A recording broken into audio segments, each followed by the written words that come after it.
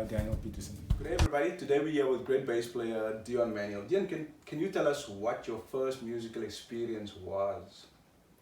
Well, Daniel, I had the privilege of growing up in a very musical family. My mom and my dad. My dad, piano accordionist, but he also played the guitar and song.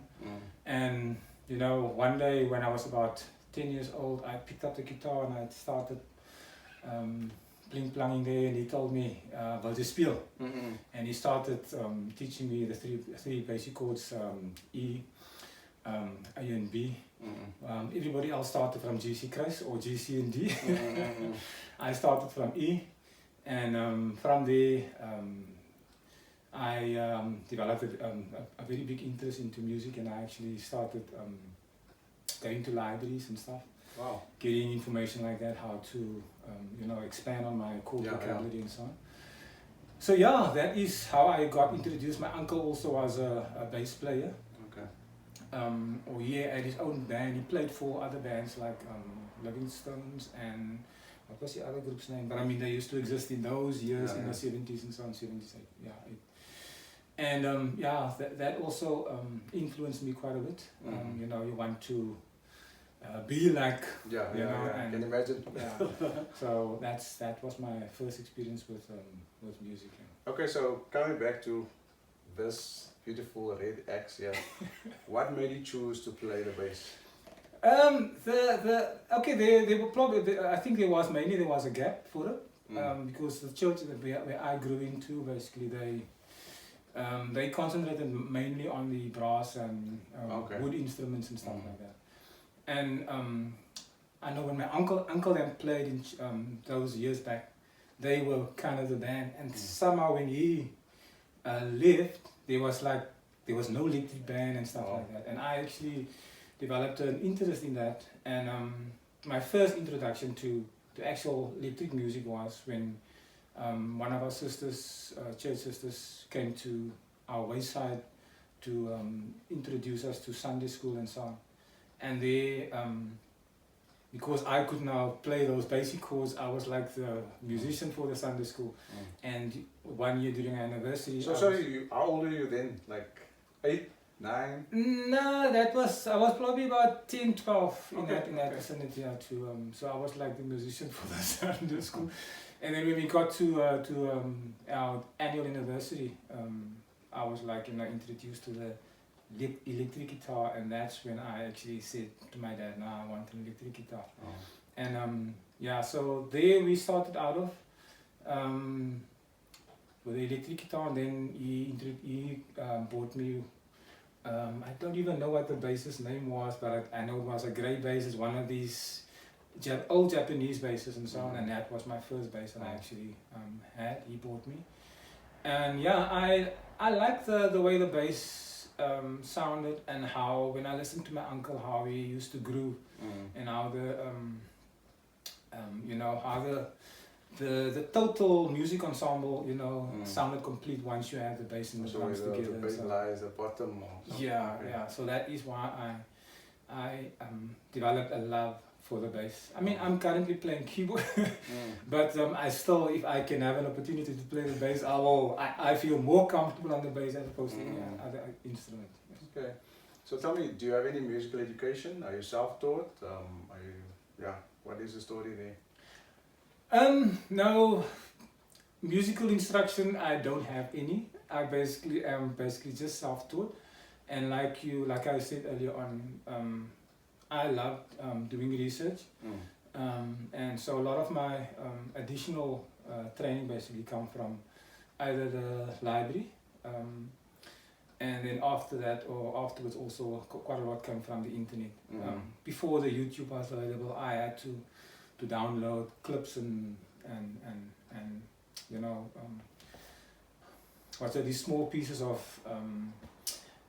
musical instructions just to get to learn one component and then another component, and try to tie it together to get the full sense of the music. So I am, if you listen to my playing, you can hear I might be a bit everywhere, but but I heard, and that sounds good.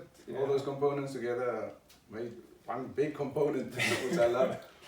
Yeah. So tell me, if you've worked on any albums and artists that you've worked for.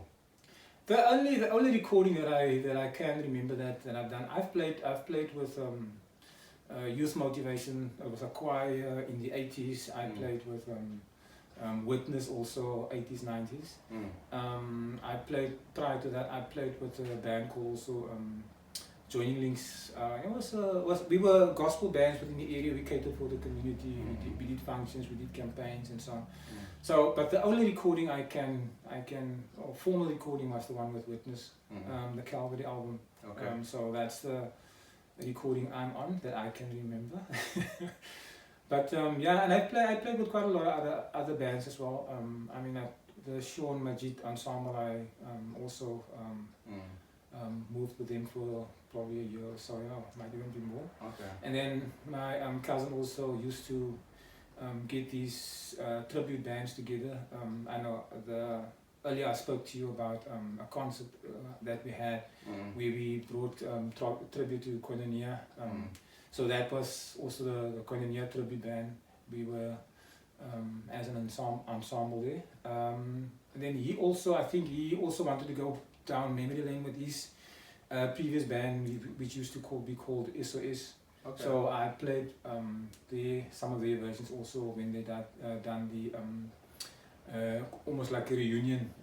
So yeah, it's more local bands, nothing international. Okay. Yeah. Oh, that's cool. Okay, can you tell us about the gear? You have this nice, beautiful Roadster 2 bass, and yeah, can you tell us about how you got to this nice red bass and a red couch? Yeah, the strange thing about this bass basically is when I matriculated, my dad bought me a Fender Precision, USA 1976. Wow. I must be worth $1 million now. Exactly. And I was just gonna say, if I'm gonna mention what happened to that bass, if I don't know whether you interviewed Andre Hope already. Not yet. Because and I know he's not joking in a sense to ridicule me, but he's just, how could you? I was looking for more tone. And I knew that the chords that came out at the time actually had more tone. They were active and they used soap bars and stuff like that, and they had a better EQ. So I swapped the guitar with with a guy that bought the chord to play blues, but he said no, the chord just doesn't do the blues thing. And I swapped it then. That was, what year was that? Sherbet. That was probably prior to 2000, yeah. And whenever Andre sees me, he just points at me. So I also pointed at you. Yeah, no, that was just a very stupid mistake, because obviously Rustin also used to love that guitar. Prior to him getting his Fender Jazz, he used to, whenever they had a function, Deon, can I use a guitar? So he used to use my Fender. Josie, Pastor Josie. What's his surname now? Abraham's brother. Anyway, he used to also say, when he still used to do sound, he loved mixing the Fender Jazz bass, or Fender Precision bass, because there's no effort on his side. When he mixes the other instruments, he needs to try and get the EQ so right that with the Fender Precision plug in, and it's always the right tone. So yeah, I'm sad for doing away with that. But then again, an opportunity arose where my cousin had a Squire. I think it was a special, deluxe, yeah. Similar to the Fender JB Special Deluxe and so on. And he also had this one that he wanted to swap, not swap, but I mean to sell. And I said to him, you know what? I know the Squires, you can get it anytime, but this is a Roadster. They are one of the rare ones, just like the musician bass and stuff like that. So, and I love the precision tone you can get out of it, and also the jazz bass when you switch it to the bridge pickup and so on. Yeah. But it sounds beautiful. Yeah. Nice clear tone there. Yeah. So can I point at you? Yeah, no, you may point to me. No man, but I'm sure you have had sleepless nights. No, I still do. There was a time when my dad was still alive. I mean, he died last year. When he was still alive, I said, I think I need to put on an advert just to because I still have photos of the bass. serial numbers and whatever, just to find out whether someone wants to, I said it with the sense like how Jesus came down to earth and he actually wants to redeem us, call us back because we are his own. He wants to, buy back his own. And I was like saying, I need to do that. You never know, maybe the guy, also feels like, I will sell it, but I will only sell it to the person that, because my uncle used to say that he's got a musician bass. And when one of my friends came to me with the bass and said, you want to buy the bass? I said, no, I don't have money for it. So I took him to my uncle, and my uncle bought the bass from him. And he received various offers for the bass. He said, no, if I'm going to sell this bass, the only person I'm going to sell it to is Deon. So that I was hoping that maybe that person that I swapped the Precision with the USA Precision would be in that same boat. That he would definitely sell it back to me. If you're out there, listen to Deon, please. Anyway, do you have any advice for young up-and-coming bass players and musicians? You see, when I play now, I started out with a solo, and then I also done almost like a lead line for one of the jazz standards and so on.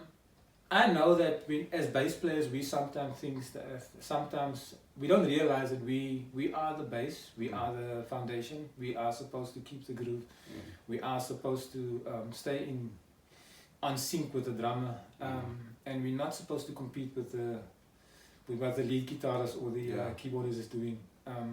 I would like to say, once you decide on this instrument, stick to your main function. Keep the bottoms together, and only when asked to step out and do what you can to perform your solo. Otherwise, if you start from the get-go soloing and you offered an opportunity to solo, there's nothing. Your playing and your solo starts the same, sounds the same. So keep the groove going, even though everything else falls flat or everything else. You keep the groove going, because once people loses that thump and that it's like, oh well, the song can just well stop. So my thing, and I know practice is something that we say we must find time for and so on, but I mean, once we keep at it, basically we will stay current. I know some of my lines basically are also quite ancient.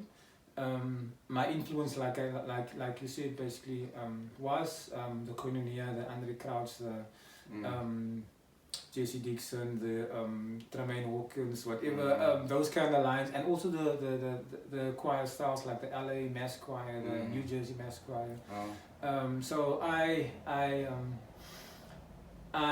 basically quite fashioned all the styles there. But yeah, for me to stay current now, I need to listen to what's currently on the scene and try to also mimic what the guys are doing there. I know the up and coming guys are brilliant from the get go. It's almost as if they are born with the bass. Scary. Yeah. Okay, Deon, thank you so much for making time for me, for making time for From the Capital Place. Godspeed on your journey. Thanks very much, Daniel, man.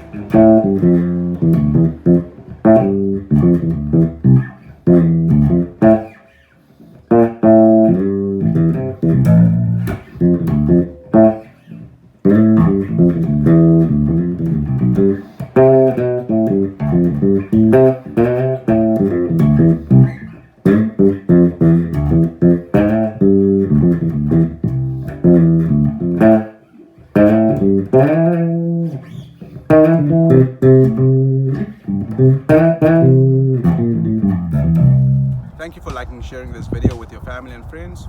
Please follow From the Cape with Bass on Facebook, Instagram and YouTube. Thank you so much.